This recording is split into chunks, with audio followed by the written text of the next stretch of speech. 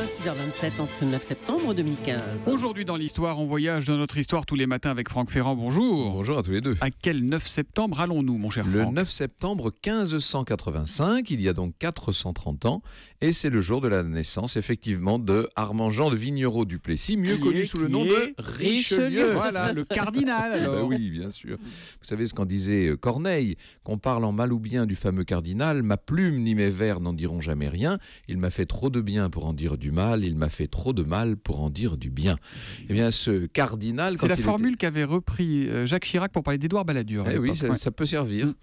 Il se rêvait en militaire quand il était enfant, seulement son frère Alphonse aurait dû embrasser la religion en devenant évêque de Luçon, et le frangin était d'une foi telle qu'il a préféré devenir chartreux. Ça n'arrange pas du tout la famille qui risque à ce moment-là de perdre l'évêché. Et c'est donc pour ça qu'Armand s'y colle en quelque sorte? Exactement, il n'a pas le choix si vous voulez.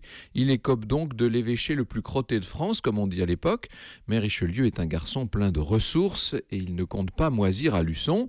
Il déborde d'ambition, c'est un fin politique doué d'une intelligence hors du commun, et grâce à son entre-gens, il va se hisser au plus haut sommet de l'État et devenir le principal ministre de Louis XIII, pour ne pas dire le seul qui compte.